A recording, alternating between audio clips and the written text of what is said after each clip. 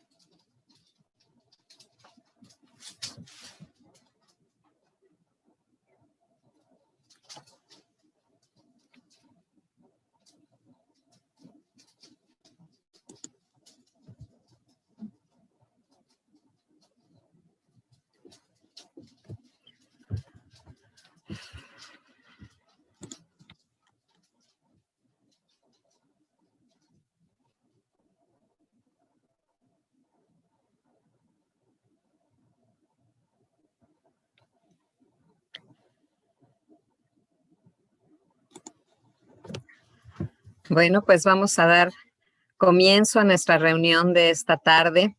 Queremos saludarlos de nueva cuenta, maestros. Nos da muchísimo gusto que vuelvan a estar con nosotros después de este periodo vacacional que deseamos haya sido de descanso, de relajación, sobre todo de salud, maestros. Queremos desear que todos estén sanos, que no hayan tenido ningún problema, ninguna pérdida reciente, que este inicio de ciclo escolar sea fructífero y con todas las posibilidades y las oportunidades posibles para ustedes, para sus alumnos, para los papás de sus alumnos. Y pues ojalá que las cosas mejoren, ¿verdad? Sabemos que son tiempos difíciles y bueno, afortunadamente la Secretaría de Educación Pública, a quien queremos agradecer a través de la Subsecretaría de Educación Básica, queremos agradecer que de nueva cuenta nos hayan permitido a Club Educadores por la Excelencia, a Suma por la Educación y a Educación con Rumbo, poder compartir con ustedes algunas de las ideas que nuestros expertos tienen para ustedes.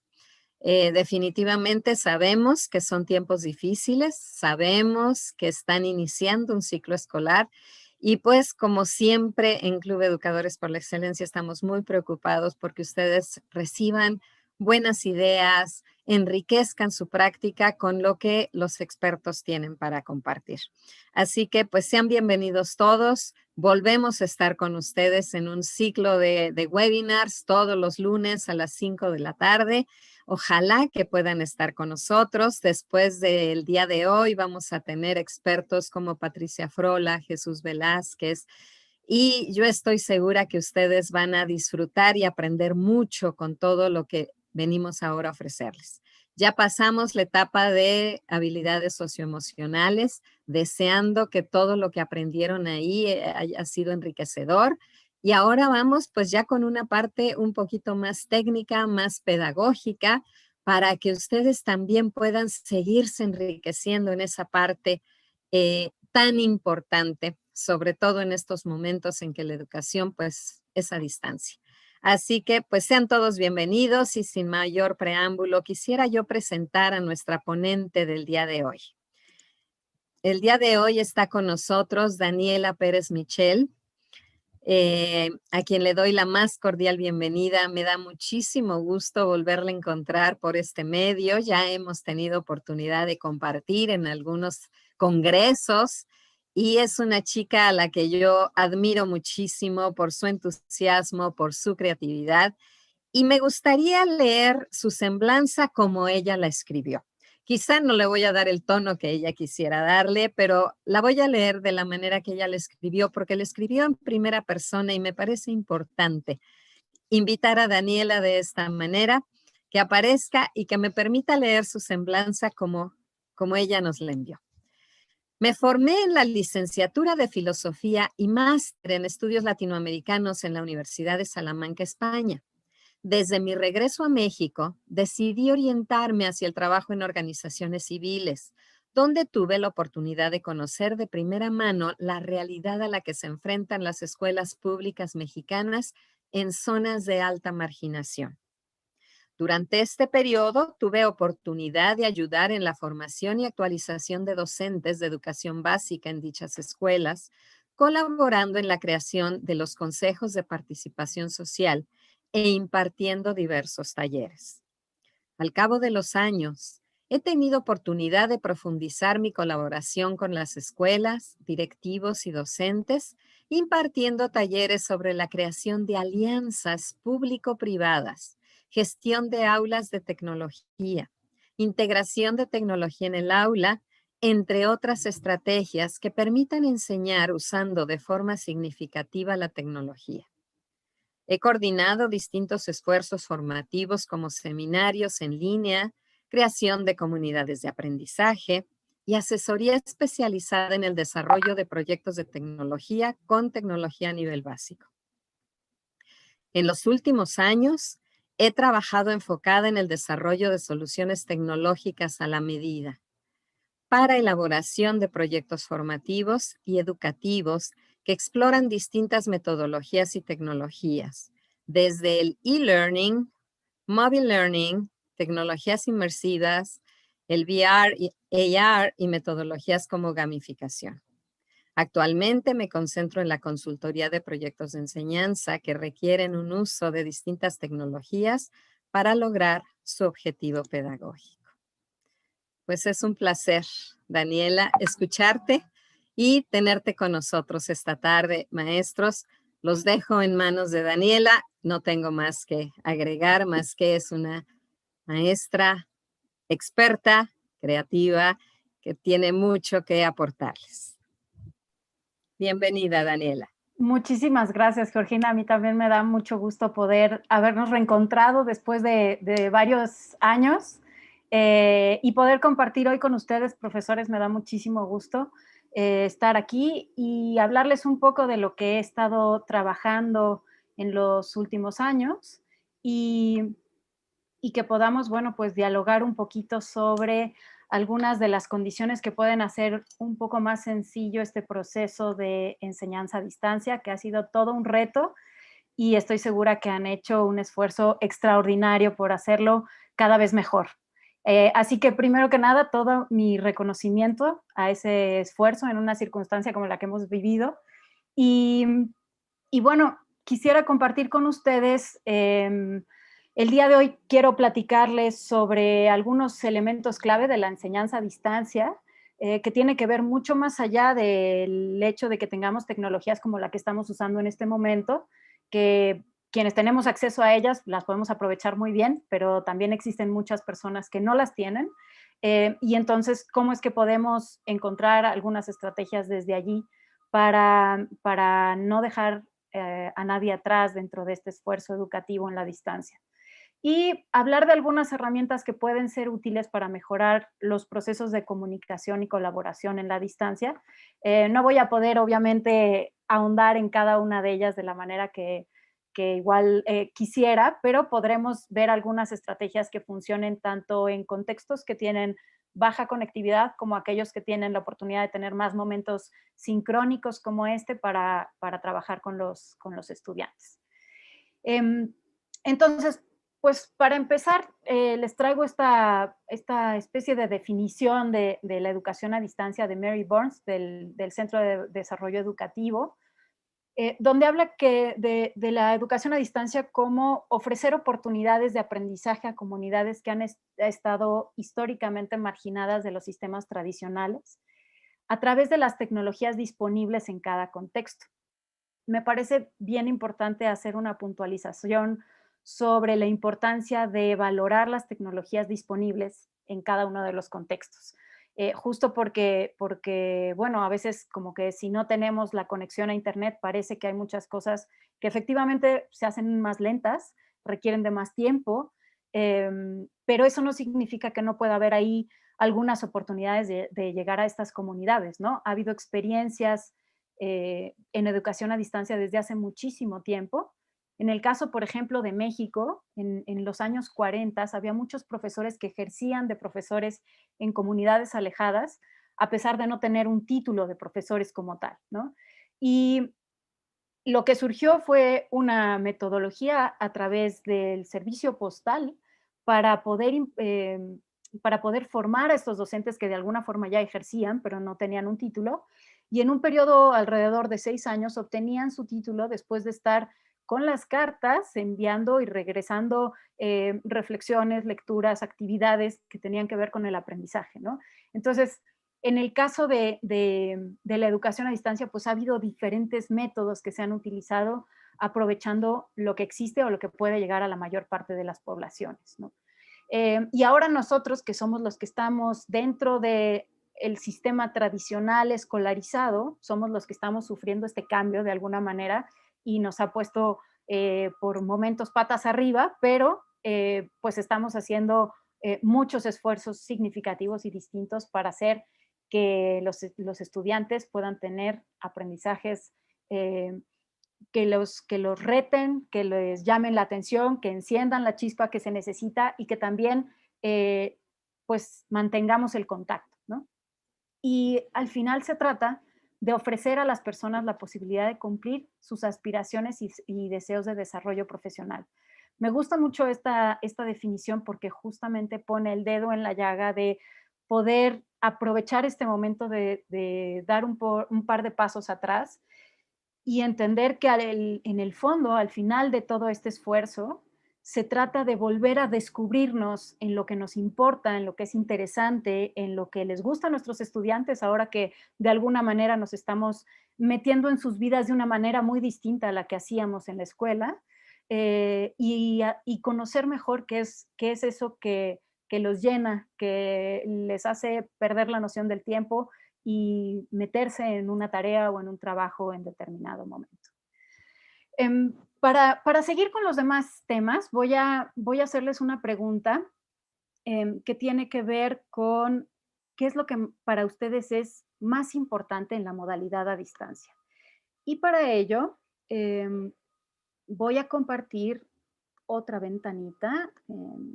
Ahora seguramente ya la pueden ver.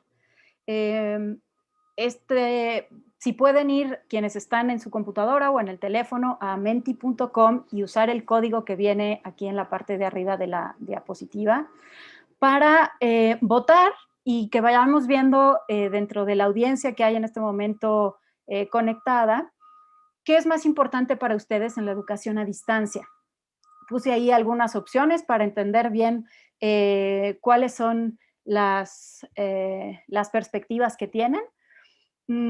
Hay quienes entienden que la parte de la conectividad es sumamente importante porque efectivamente pues va dando pauta a que haya una mayor participación de las personas en tiempo real. Es muy útil cuando tenemos momentos como este para poder, digamos, pues platicar, discutir, reflexionar sobre determinados contenidos y hacerlo en el momento. Otra parte tiene que ver con las plataformas y los dispositivos, en el sentido de contar con plataformas que nos permitan estar en contacto, distribuir los contenidos, hacer llegar la información a nuestros alumnos, poder diseñar ciertas actividades en las que participemos, tal vez no de manera sincrónica, pero sí de otras formas que podamos ir teniendo ciertas conversaciones.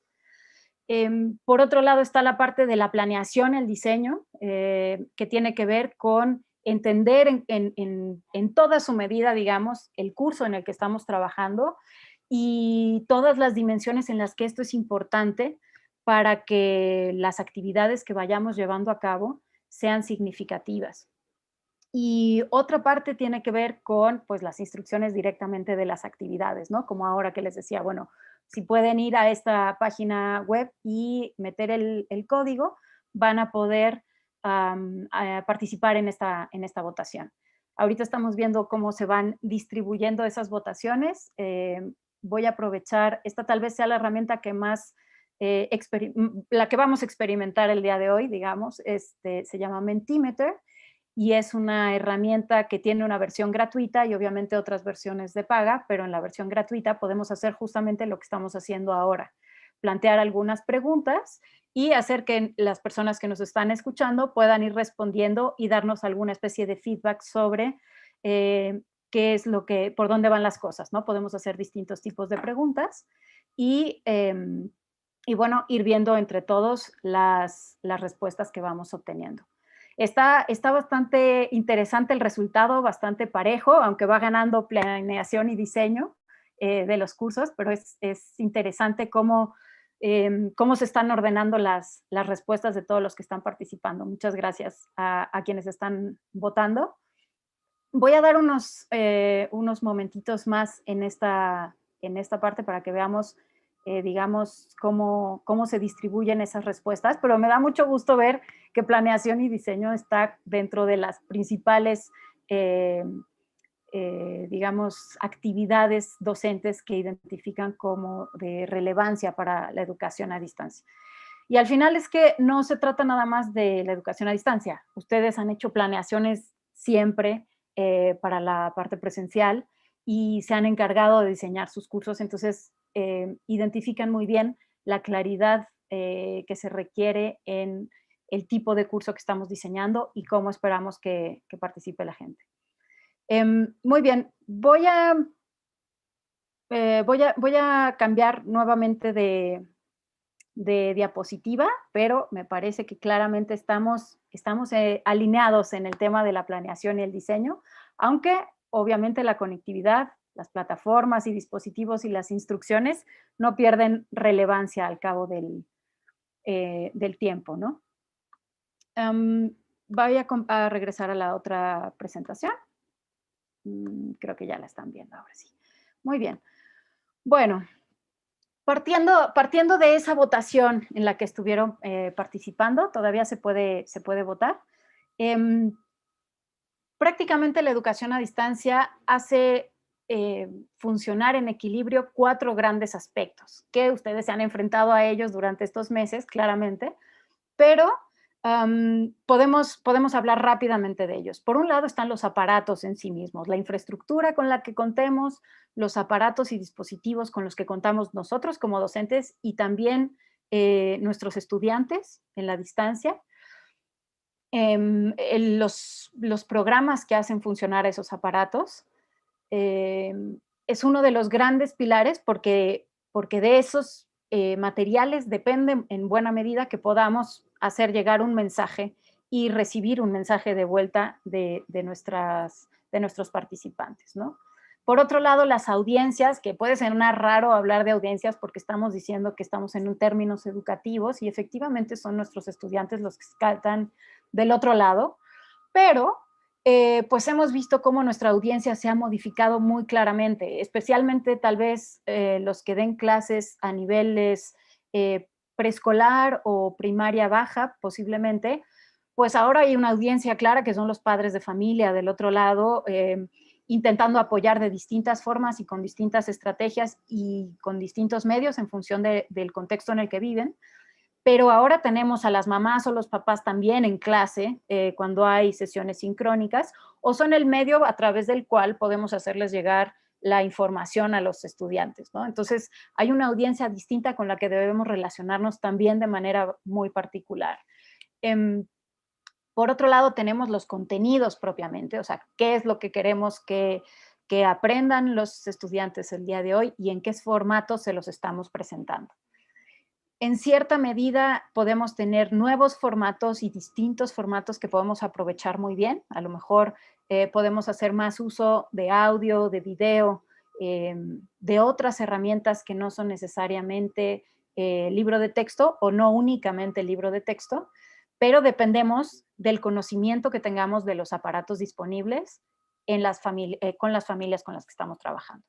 Entonces, estos 4 pilares que están presentes constantemente tienen que tener un cierto equilibrio y una intercomunicación constante. Dependemos todo el tiempo de ser sumamente claros, sumamente asertivos y de poder ir más allá de lo evidente. Particularmente en el contexto que estamos viviendo, la distancia no está solamente hecha de los kilómetros que separan nuestras casas en este momento. La distancia está hecha también de las preocupaciones que tenemos, de las pérdidas que hemos tenido en distintos aspectos, puede ser de salud, puede ser también de trabajo, de certezas económicas.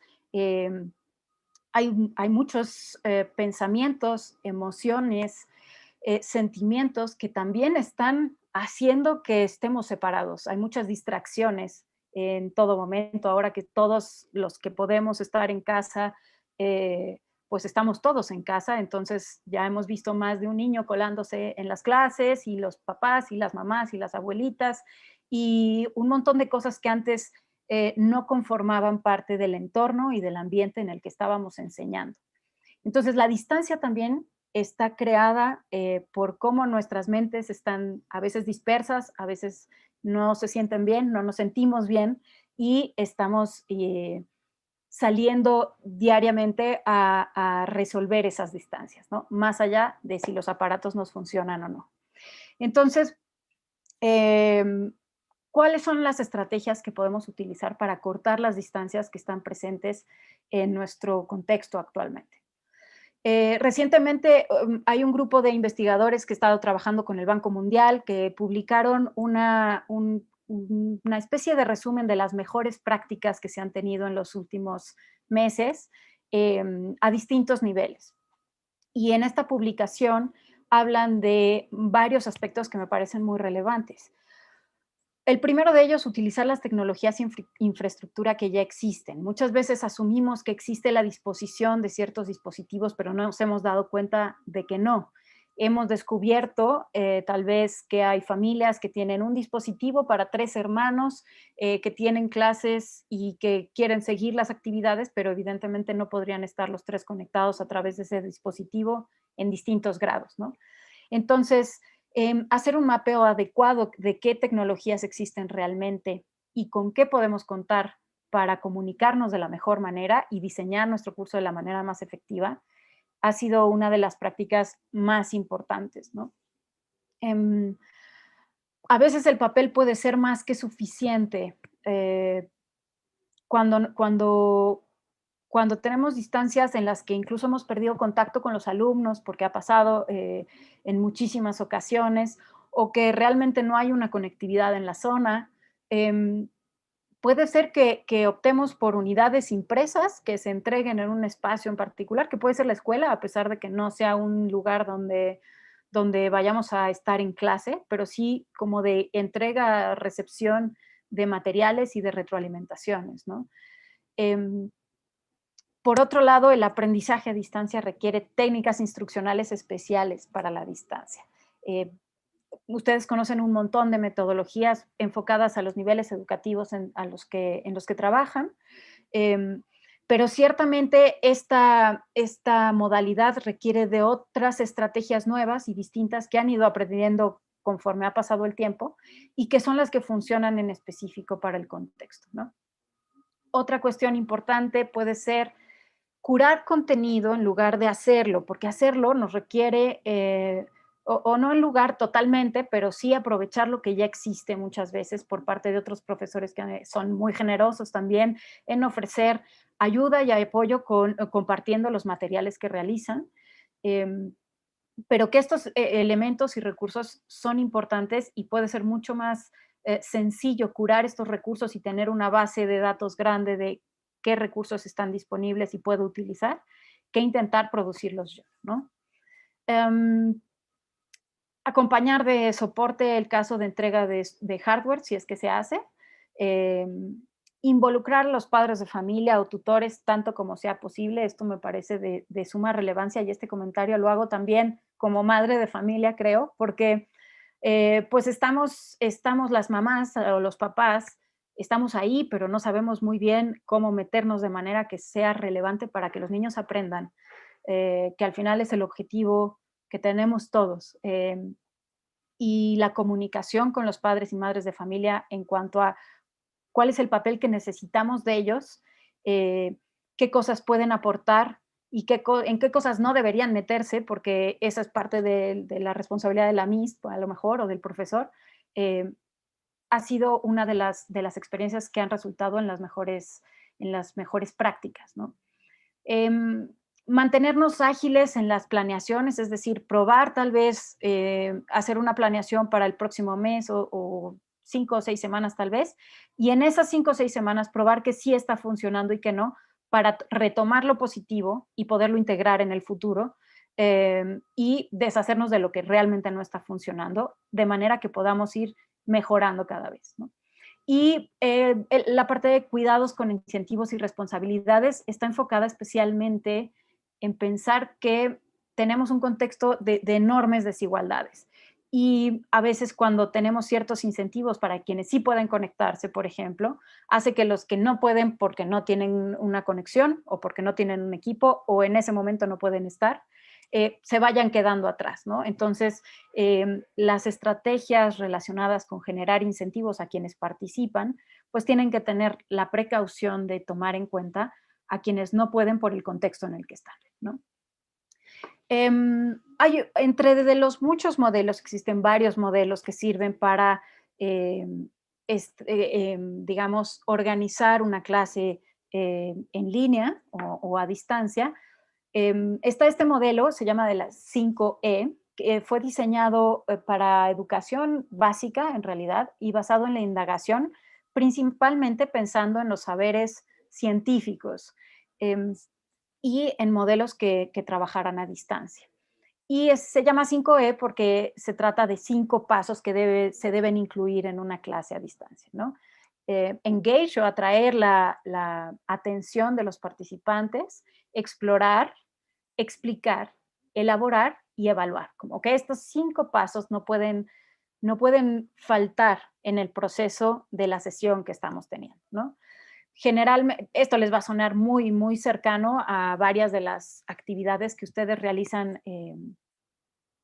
comúnmente. Por ejemplo, tener una pregunta detonadora cuando hablamos de las aprendizaje basado en proyectos, por ejemplo, ¿no? Bueno, una pregunta detonadora o un contenido, un pequeño video tal vez, una lectura, que sea la que atraiga la atención de los estudiantes, ¿no?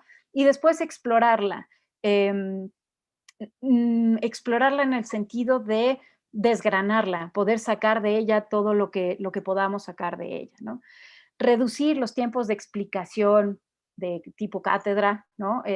Porque la atención es corta y ponerle mucho más énfasis a la parte, o sea, la parte de explicar que sea conceptos muy específicos, que tengan que quedar sumamente claros, y luego que los estudiantes pongan en práctica el elaborar algo en función del tema que se está trabajando. Estoy segura que esto no les suena extraño, simplemente tener estas 5 Es presentes a la hora de planear una clase a distancia nos ayuda también a hacer una distribución adecuada de los tiempos, ¿no? Em, en cuanto a la mejora continua en el aprendizaje híbrido y a distancia, Enric Scheninger, que es un especialista, investigador y profesor también, habla de varios temas que son sumamente relevantes o que se ha visto que generan mejores condiciones cada vez en el aprendizaje híbrido o a distancia, ¿no? Por un lado, no inventar el hilo negro cada vez con las herramientas y las plataformas, a veces menos es más. y ser minimalistas funciona porque le podemos dar mucha mayor prioridad a lo pedagógico que a lo tecnológico. Cuando intentamos usar muchas plataformas o herramientas distintas, podemos perder mucho el foco de lo que puede ser significativo para aprender. Entonces, si ya tenemos una plataforma con la cual nos estamos comunicando, no importa si es WhatsApp, ok, atengámonos a ella y diseñemos el curso en función de la comunicación que podemos tener en esa vía. Pero no intentemos cambiar constantemente o generar muchas modificaciones en ese sentido, ¿no? Por otro lado, asegurar un balance entre lo sincrónico y lo asincrónico. Si vamos a tener 1 hora a la semana, digamos, especialmente a aquellos quienes sí pueden conectarse con sus estudiantes. Bueno, ¿cómo vamos a sacar lo mejor posible de esa hora juntos? ¿Y qué balance de tareas voy a dejar o de actividades fuera de línea para que cuando nos veamos yo pueda constatar que efectivamente se están haciendo esas actividades y que están siendo bien aprovechadas por ellos, ¿no? Centrarte en aprendizajes significativos para mejorar la motivación. El tema de la motivación es todo un tema porque implica conocer muy bien a quienes están del otro lado, implica saber bien qué es lo que les preocupa, les interesa, qué es lo que hacen el resto del tiempo que no están aprendiendo escolarizadamente y poder tomar esas cosas para vincularlo a aprendizajes que tienen que ver con lo que queremos aprender. En el contexto en el que estamos, lo más sensato es enfocarnos en lo obvio. Puede ser que este año, si nos concentramos prácticamente en que los estudiantes tengan una mejor lectura de comprensión, que ese sea el objetivo, y todas las actividades que hagamos vayan relacionadas con eso. ¿Por qué? Porque no podemos querer comernos el mundo en este contexto, primero, y porque vamos a poder retomar y ser reiterativos en ese sentido y encontrar distintos formatos para apoyar esa actividad que va a ser fundamental en cualquier ciclo escolar en el que estemos, presencial o a distancia, ¿no? Ser riguroso con las actividades para mejorar las habilidades críticas. Parte de la motivación tiene que ver con tener retos y si las actividades son constantemente, no digo que todas porque depende mucho la temática y qué es lo que se está revisando del currículum, pero integrar actividades retadoras son las que van a hacer que haya una mejor motivación y participación en las clases, ¿no? Usar la tecnología orientada por un sentido pedagógico, un poco lo que mencionaba en el primer punto, que no nos perdamos en las herramientas y en lo técnico, sino en lo que realmente queremos comunicar en cada momento, ¿no? Otro de los aspectos que destaca Scheninger es generar oportunidades para empoderar, digamos, el camino de cada quien, el tiempo que le toma a cada uno de los estudiantes llevar a cabo ciertas actividades, el que se escuche su voz y el que puedan tomar ciertas decisiones que hagan que ellos sientan que son parte de lo que se está generando, ¿no? Y obviamente celebrar y compartir el trabajo que estamos realizando porque estamos haciendo un esfuerzo extraordinario y hay que celebrar y hay que festejar las cosas que nos están saliendo bien. A nosotros como docentes, pero desde luego y principalmente a los estudiantes, ¿no? En ese sentido, ¿cuáles son las oportunidades, como se decía en el título? No hay una receta única de cómo van a salir las cosas bien. ¿Qué más quisiera yo que poder llegar y decir, pues si hacen estos 10 pasos, sin duda alguna, todo va a tener resultados? Sería falso. Es falso, es tan falso como las herramientas que se venden diciendo que lo haces en minutos y tus estudiantes colaboran mágicamente, porque todos sabemos que no es cierto. Para que tú puedas hacer una actividad en una herramienta nueva en minutos, significa que ya la planeaste, ya la pensaste, ya la probaste, ya la diseñaste y entonces la creas. Y eso nunca sucede en minutos. Eso lleva mucho tiempo de reflexión, ¿no? Y por otro lado, no usar esas herramientas que son positivas y pueden ser positivas, siempre depende de que esa receta que ustedes hayan creado especialmente para sus alumnos esté bien pensada, ¿no? Entonces, es una oportunidad en el sentido de que podemos ser creativos y podemos ser abiertos a las posibilidades que nos ofrecen los nuevos métodos, ¿no? Um, los espacios de comunicación. Nuestra comunicación está claramente modificada en relación al tiempo que podíamos comunicarnos antes. Si teníamos a nuestros alumnos 5 horas en clase antes de manera presencial y ahora podemos hablar con ellos 1 hora a la semana o 1 hora cada 15 días tal vez, y eso a algunos, no a todos, porque a algunos no los pudimos contactar. ¿Qué es lo más importante que deberíamos hablar en ese momento con ellos? Seguramente no es algo que pueden, digamos, que sea una lectura que ya todos tienen, ¿no? Y leerla ahí.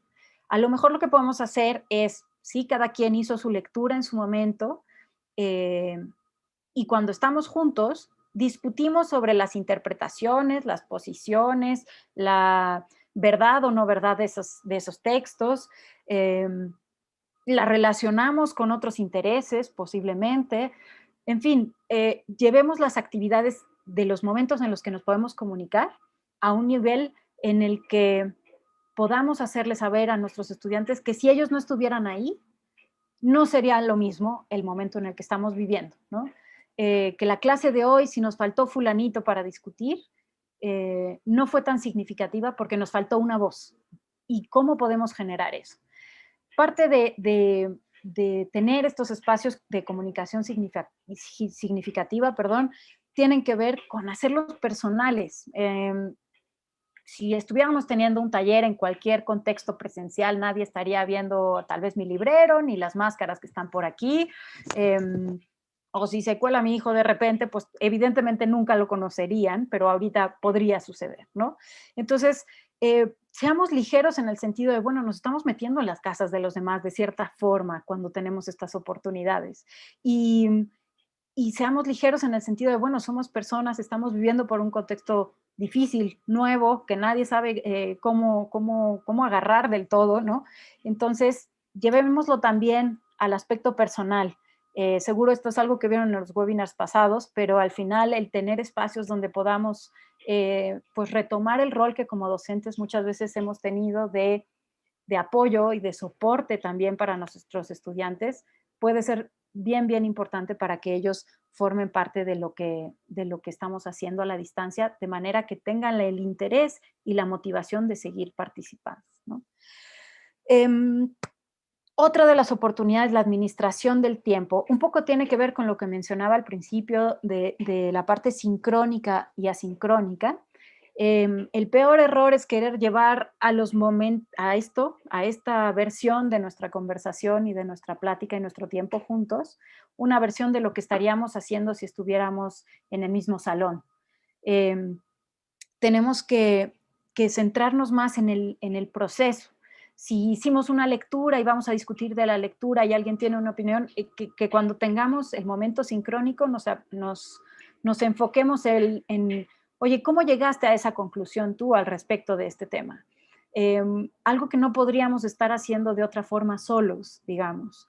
Y que podamos aprovechar esos espacios y generemos momentos en los que nos sintamos orgullosos de cómo estamos aprovechando nuestro tiempo juntos, incluso en la distancia. Y otra de las cuestiones que a mí me parece muy, muy interesante y oportuna es aprovechar la diversidad. Tenemos contextos sumamente diferentes. Hay quienes han agarrado su coche y han ido a llevarles las clases cerca de la comunidad a los estudiantes, porque hemos visto esos casos en profesoras que están haciendo ese tipo de esfuerzo. Hay quienes están enviando clases vía WhatsApp, hay quienes están enviando clases vía correo electrónico, hay quienes han creado grupos en redes sociales para conversar sobre los temas. Y aprovechar la diversidad significa entender que del otro lado de la pantalla están estudiantes diversos entre sí, que pueden tener aficiones sumamente distintas, puede ser bailar, puede ser la música, pueden ser los videojuegos, puede ser construir cosas, pueden ser muchas habilidades e intereses personales distintos. Y por otro, en la distancia tenemos distintos también formatos que pueden hacer valer esos intereses diversos. Podemos tener una actividad en la que permitamos que nuestros estudiantes, las reflexiones que hagan, los comentarios que tengan, nos los regresen en distintos formatos. Y a lo mejor unos lo escriben, y a lo mejor otros lo dibujan, y a lo mejor otros pueden crear un audio o un video, y podemos compartirlo con distintas herramientas, tal vez especialmente en aquellas que tienen un menor uso de datos para que sea más accesible a quienes tienen menores niveles de conectividad. Pero recuperar esos intereses personales, esas formas de expresión personales, puede hacer que el interés y la motivación de nuestros estudiantes crezca, y además la calidad de nuestro curso crezca, ¿no? Algunas ideas que pongo aquí para los distintos contextos, ¿no? Cuando tenemos una comunidad alejada de ciertas condiciones de la infraestructura, y entonces tenemos comunicación, pero realmente sin conectividad a Internet. Bueno, mensajes de texto, SMS, hay servicios que permiten mandar mensajes de textos a un número grande de números telefónicos, y de esta manera estar en cierto contacto con los estudiantes o mandar ciertas actividades, ¿no? Las impresiones con las unidades de estudio y el diseño del curso que hayamos hecho impreso y que se entregue en una locación en particular, por ejemplo, ¿no? Desde luego la parte de aprende en casa, vía televisión, que será la que muchísimos de nuestros estudiantes están utilizando, pero retomar eso junto con otra de las estrategias como las impresiones puede ser algo que puede funcionar, ¿no? En algunos casos podríamos hacer que el diseño de esas impresiones con las actividades incluya códigos QR en donde oigan nuestra voz los estudiantes y nos escuchen diciendo, oye, ¿cómo estás? Espero que estés muy bien. Me dará mucho gusto escuchar cuál es tu versión sobre este cuento al final de la semana, etcétera, ¿no? Hacerlo más personal con ciertos aspectos que podemos traer a la vida, por decir así, de los elementos que estamos utilizando, ¿no? Algunos tips. La retroalimentación lo más personal posible es sumamente importante. Creo que muchos de los estudiantes, de por sí, todos nos sentimos un poco solos en este aislamiento. Hemos dejado de ver amigos, familiares, compañeros de trabajo. Hemos dejado de ir a muchísimos espacios que solíamos visitar. Entonces, esa soledad que de pronto puede pasar desapercibida y de pronto pues ya como que la asumimos porque está allí, se reactiva una versión distinta de eso cuando oímos otra vez la voz de alguien que hace mucho no escuchábamos. O cuando alguien nos escribe y nos dice, oye, espero que estés bien y tu familia esté bien. Bueno, pues esa parte de comunicación personal, de hacerles saber a los estudiantes que están preocupados por ellos, que están al pendiente, que un día los ven tristes y que están abiertos a poder escuchar cómo se sienten. Todo esto es sumamente importante para que no perdamos el hilo de la cercanía que efectivamente podemos tener. Algunos ejemplos de comunicación de baja conectividad. Baja conectividad me refiero a que a lo mejor es una conectividad que depende de los datos en los móviles y que puede ser a través de WhatsApp, Telegram, ahora que todo el mundo está aparentemente migrando a Telegram, los mensajes de texto, tal vez los correos electrónicos también. ¿Qué podemos hacer? Agendar tiempos específicos para cada tipo de comunicación. Puede ser que los lunes por la mañana se reciba un mensaje con las actividades que se van a hacer durante la semana y haya espacios específicos donde aprovechemos para utilizar los medios que tiene esa herramienta, especialmente audio, emoticones, GIFs, videos, archivos. A veces estamos muy acostumbrados a que los GIFs y los emoticones pues son una forma de comunicación bien, podríamos decir, poco profesional o no sé, digamos más laxa. No es precisamente un ensayo. es cierto, pero también genera otro tipo de procesos y puede ayudarnos mucho a que estemos en comunicación, ¿no? Entonces, si hoy vamos a mandar un emoticón a determinada hora para decir cómo nos sentimos y que con eso podamos conectar, o un GIF, ¿no? Y que podamos hacerlo divertido y a la vez personal. Y aprovechar estas distintas formas de comunicación. ¿Qué es importante? Poner reglas. Si ustedes o en sus escuelas han decidido utilizar WhatsApp o este tipo de mensajerías para estar en contacto, pues ya habrán pasado por los mensajes que no tienen nada que ver con el objetivo del grupo o que se mandan a las 2 de la mañana y nadie puede descansar. Entonces, poner reglas en el uso de esto es sumamente importante y que no sean solamente ustedes las que moderen el uso y las reglas de esas estrategias. Es decir, todos formamos parte de esto, todos cuidamos que nuestro canal se mantenga activo y en comunicación conforme a lo que necesitamos que sea, ¿no? Comunicación de conectividad media. Correo electrónico con archivos adjuntos, tal vez grupos de Facebook, plataformas con contenidos descargables. ¿Qué podemos hacer en esto? Hay veces que estamos viendo que los estudiantes en realidad lo que están yendo es ir a un cibercafé cada X tiempo a ver las actividades o regresar las actividades a los docentes.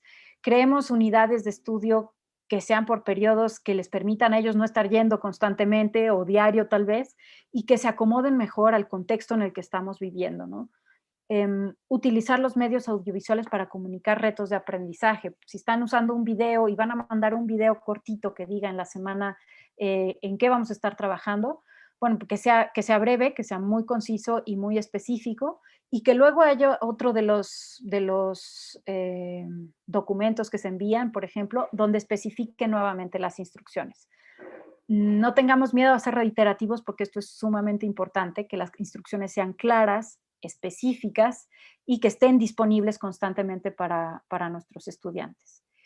Y para el caso de quienes tienen una conectividad, digamos, como la que estamos teniendo en este momento, sincrónica, con herramientas que utilizan video y audio y que son las que generalmente más datos requieren, pues darle uso a las distintas formas de comunicación. Si tenemos un aula relativamente pequeña y puedo ver las caras de todos en mi pantalla, puedo usar la participación, el levantar la mano, por ejemplo, las expresiones o simplemente decirles que dibujen en un papel caras felices y tristes y un signo de interrogación y en determinados momentos pedirles una retroalimentación de hasta aquí cómo vamos. Y a lo mejor no van a abrir los micrófonos, pero podemos ver las caritas, qué tal se ven, ¿no? O hacer las expresiones directamente o pedir que hagamos ciertos gestos, ¿no? Entonces, porque a veces nosotros estamos muy concentrados con lo que estamos presentando, pero no estamos viendo el chat y cuando vemos el chat ya hay 200 preguntas que no vimos desde hace 15 minutos, ¿no? Entonces, esta manera visual puede ser una ayuda para que podamos estar ahí. Y otra también es darle suficiente espacio a la participación de los estudiantes. Si ellos sienten que su voz se escucha, si ellos sienten que su participación directa es escuchada y genera algo nuevo dentro de lo que estamos haciendo, la motivación cambia. El tema de los micrófonos siempre es conflictivo porque claro que todos sabemos lo tremendo que es tener una sesión con varias personas y alguien tiene el micrófono abierto y se oyen los ladridos del perro, los taladros, un montón de cosas adicionales, la conversación que en realidad está teniendo en el teléfono. Eso es conflictivo y lo que tendemos a hacer luego obviamente es cierren todos los micrófonos y ya nadie lo puede abrir, ¿no? Depende de los grupos, las edades y el contexto, tengamos momentos en los que permitamos que estén los micrófonos abiertos y vayamos familiarizándonos con lo que significa que eso nos funcione para, para sentir que otra vez estamos en un salón de clases en el que podemos participar, ¿no? Nadie entra así a la clase presencial. Entonces, digamos que podemos fomentar estos espacios, ¿no? algunas herramientas que pueden ser útiles. La primera que les podría comentar es VoiceThread. Ahí está el link. VoiceThread es un espacio donde podemos tener distintos hilos de conversación asincrónica. Digamos que yo puedo crear un hilo que sea, no sé, la clase de literatura, por decir algo, y entonces pongo una imagen de un libro que voy a comentar y agrego un audio hablando de mi comentario sobre ese libro y algunas preguntas para mis estudiantes. Comparto ese link con ellos y ellos lo ven y pueden agregar en distintos momentos, en el periodo que yo determine, digamos una semana, pueden agregar sus comentarios sobre ese mismo libro o ese mismo texto, por ejemplo, de maneras distintas. Puede ser con texto, puede ser con audio, puede ser con video, y se van almacenando los comentarios de todos y se pueden responder esos comentarios. Se pueden ir agregando son como diapositivas distintas, donde los profesores pueden ir creando, digamos, distintos contenidos y formatos, y sobre ellos se puede comentar y generar ciertas discusiones. Tiene un límite en la versión gratuita, pero puede funcionar bastante bien para hacer hilos que tienen que ver con un tema o con una asignatura y que vayamos creciendo conforme va pasando el tiempo. Así que es una herramienta que a mí me parece que tiene muchas cosas positivas, justo porque podemos comentar y participar con distintos formatos. Otro que podría mencionarles, que me parece que muchos de ustedes seguro conocen, es Padlet. Padlet es una especie de muro digital donde podemos crear distintas discusiones y colaborativas. Tal vez a diferencia de VoiceThread, la ventaja de este es que es visualmente más atractivo, por un lado, y por el otro que no todos los estudiantes tendrían que crear un registro para participar en el mismo muro. Ustedes en la configuración, ustedes desde luego sí como docentes, pero en la configuración pueden hacer que con un código los estudiantes puedan ingresar ese código y participar en este espacio. Entonces, es interesante justamente porque pues no requiere que hagan registros nuevos. A veces eso puede ser muy engorroso para los estudiantes y porque al final, bueno, pues acabamos todos entrando a los servicios con los mismos datos de nuestras redes sociales o nuestro correo electrónico, y eso tiene ciertos aspectos a considerar en términos de seguridad y de privacidad. Pero es una herramienta que funciona muy bien y además tiene versiones en caso de que quisieran adquirirlo para toda la institución o algo así, pues tiene versiones para los centros educativos que pueden funcionar muy bien, ¿no? Y otra cosa que les quería mencionar, esto de los códigos QR, aunque es común, de pronto no es tan común y no todo el mundo sabe cómo funciona. Esta página es una de tantas que sirven para crear un código QR y poder hacer llegar un contenido a través del scanning de ese código.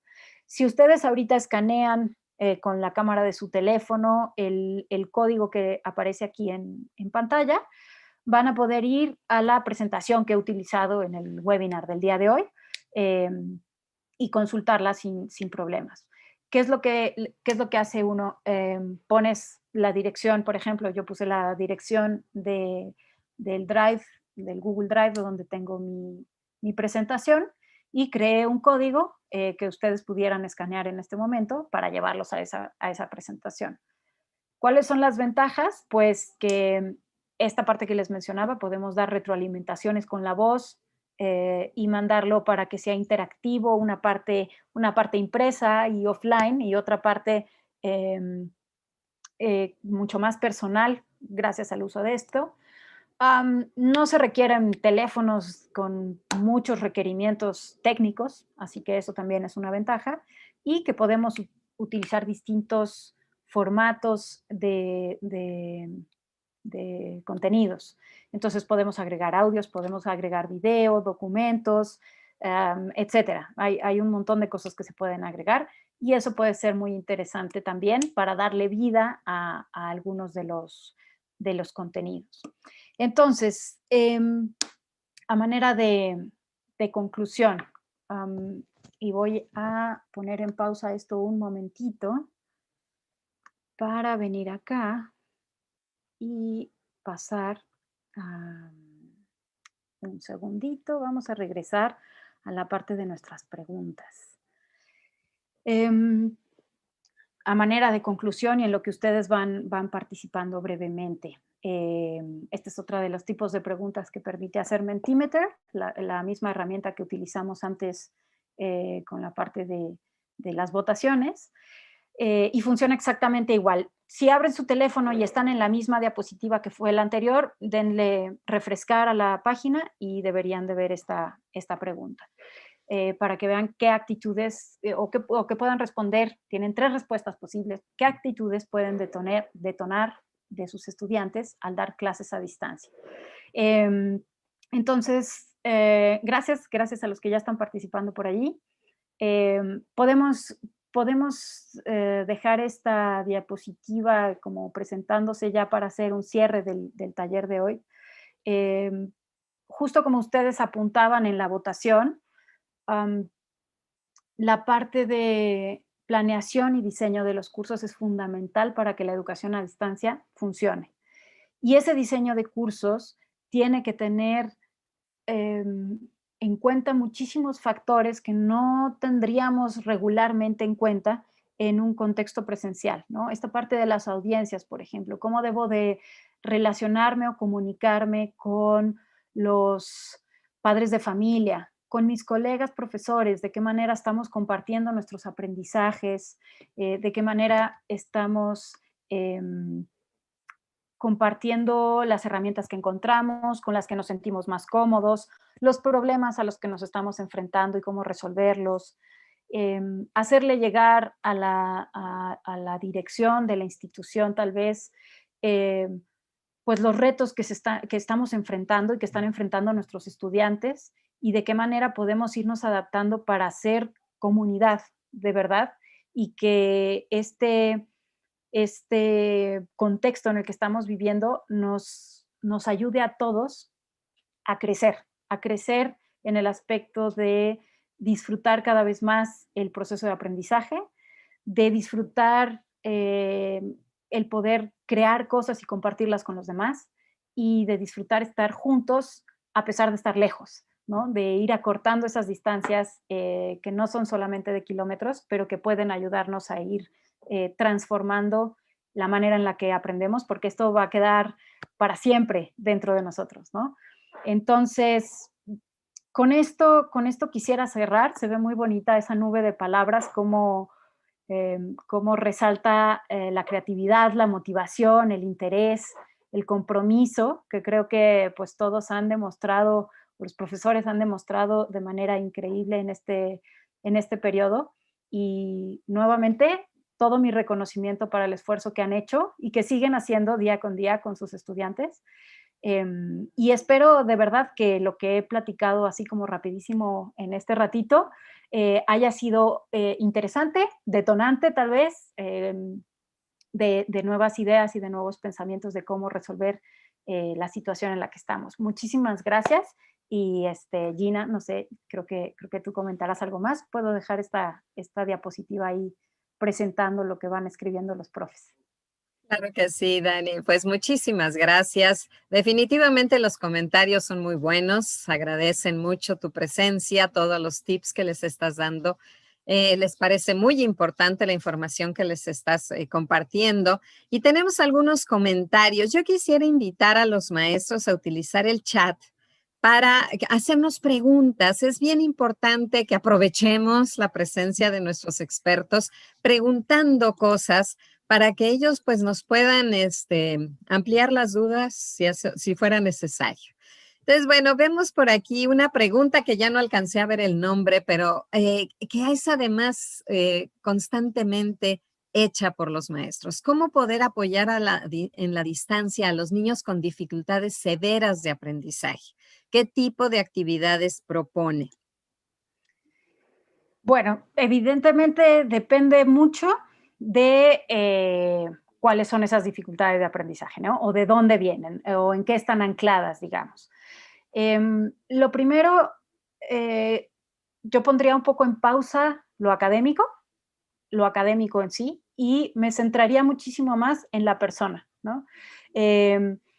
Esos estudiantes pueden estar teniendo dificultades de aprendizaje, especialmente en este contexto por la distancia, o siempre los han tenido o ya los venían teniendo presentando y entonces vamos a atenderlos en este contexto. Darle prioridad a lo más básico, a lo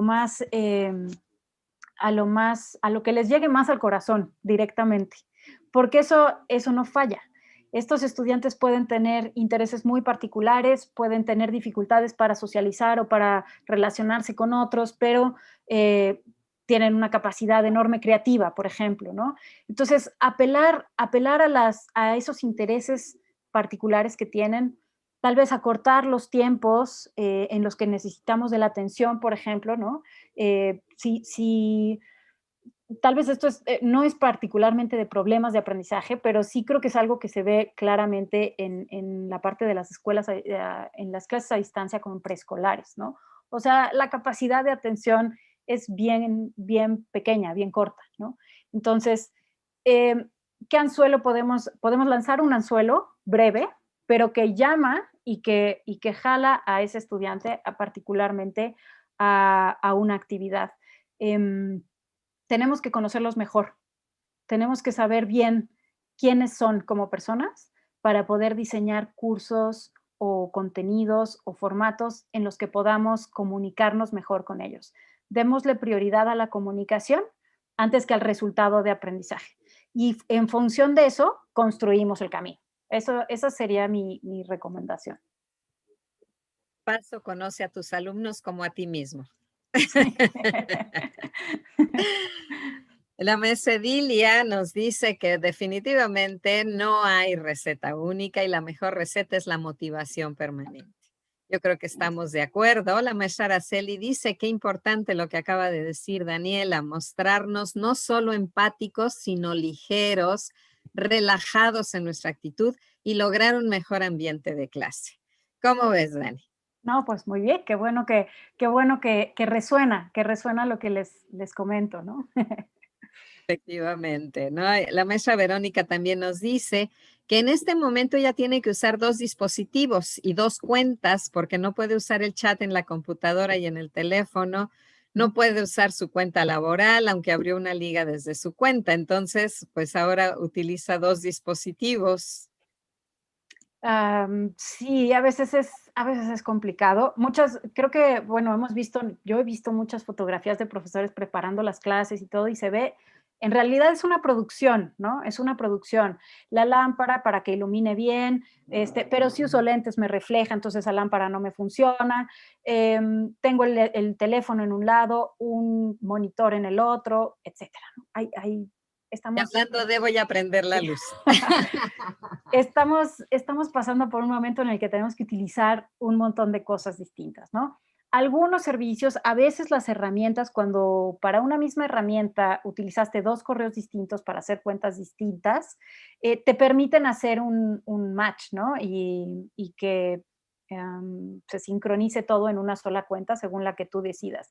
No sé si es parte de lo que quiera la profesora, tal vez, o si de plano como algunos a veces hacemos también es cierto que una cuenta en la versión gratuita te permite, no sé, 3 muros de Padlet lo estoy inventando, no es eso, pero 3 muros de Padlet gratuitos y los demás son de paga y entonces ya tenemos 10 correos electrónicos porque tenemos varios grupos y necesitamos muchos más, ¿no? Eso también ha sucedido y está sucediendo y bueno, pues es parte de cómo nos estamos adaptando. Mara Vilés nos dice, ¿cómo podemos agendar tiempos específicos para una comunicación a distancia donde no existen los medios tecnológicos necesarios para una buena comunicación? Ujú. Bueno, si es un contexto en el que no estamos utilizando ninguna de estas herramientas, me parece o me suena a que podemos tener, por ejemplo, decir, nos podemos ver en la escuela en determinadas horas, pero no dentro tal vez de la escuela, pero nos vemos en un punto específico donde yo entrego y recibo materiales y a lo mejor tengo citas, no sé, en un periodo largo de tiempo para que no se me junten los papás o los estudiantes, porque obviamente eso iría en contra de las reglas de seguridad en este momento, pero digamos, voy a estar en un periodo de 2 horas en tal espacio donde pueden acercarse los estudiantes o los padres de familia y ahí llevamos a cabo un intercambio de impresos con las actividades que se van a realizar, ¿no? O con lo que estamos entregando. Esa podría ser una estrategia tal vez segura en el contexto en el que estamos en este momento. Bueno, yo creo que retomando un poquito de lo que tú mencionaste y que la maestra Maribel insiste, es en aprender a ser flexibles y adaptarnos al cambio, dice, así es como innovamos, ¿no? Yo creo que sí, como que ser un poquito más ligeros, soltar el control, Sí, porque creo que en las versiones anteriores de Aprender en Casa se han saturado tanto maestros como niños con tareas, tareas, tareas, ¿no? Entonces, ¿qué es lo realmente importante? ¿Qué es lo realmente fundamental? Lo que yo debería de notar en el desempeño de mis alumnos y no llenarlos de trabajos que a la vez me saturan a mí, ¿no? Porque no tengo un alumno. Entonces es una cantidad que creo que nos está estresando mucho más que relajarnos. Y bueno, pues es algo que necesitamos ahorita, estar tranquilos, estar relajados, estar con la mejor de nuestras vibras para que no nos encuentre deprimidos o inmunodeprimidos la enfermedad, ¿no? efectivamente, sí. Sí, sí, es cierto. No saturarnos, ser lo más ligeros en contenidos, ligeros en actitud, ¿no?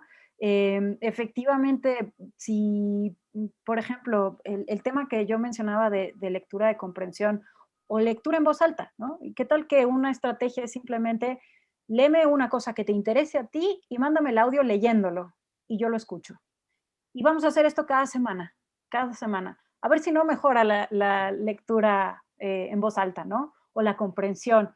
Es decir, eh, no tenemos que lograr todo como si nada estuviera sucediendo, porque todo está sucediendo, todo está ahí, efectivamente. Y debemos ser conscientes de eso, abrazarlo y ser responsables con decir con qué podemos seguir adelante y qué no vale la pena y qué ni siquiera debería regresar a como era antes, ¿no? Creo que ese es el momento, este es el momento. Efectivamente. Bueno, pues ya no encuentro más comentarios, preguntas, porque corren, corren, corren los comentarios, todos, muchos agradecimientos. Y es que, bueno, te tengo que contar que fueron más de 9,500 maestros, Wow. espectadores, así que, y todos comentando, pero sobre todo nos hablan de el agradecimiento a ti, el agradecimiento a la Secretaría de Educación Pública, a Club EPE por la oportunidad de tenerte, por escucharte. Y quiero recordarles, maestros, que esta es solamente una probadita, que en clubepe.com tenemos el curso de Daniela Pérez Michel, que se llama ¿cómo? Ay, de pronto, educación a distancia, oportunidades y herramientas para la educación a distancia. Oportunidades y herramientas para la educación a distancia. Maestros, aprovéchenla. Al final de esta conversación, ustedes van a ver la diapositiva con el código de para tener un mes y ustedes puedan tener la oportunidad de escuchar más ampliamente a Daniela con más herramientas y pues aprender y seguir enriqueciéndose. Maestros, un abrazo en la distancia. Dani, mil gracias a nombre de Club Educadores por la Excelencia por haber Gracias. acudido a nuestra invitación. De verdad, no sabes qué gusto tenerte con nosotros de vuelta. Y pues a todos, mucha salud, por favor, cuídense, manténganse en casa y si tienen que salir, pues siempre muy protegidos. Muchísimas Dani, gracias. un Gracias, abrazo a Georgina. ti, a tu bebé. Que estén Gracias, muy bien. igualmente. Igual.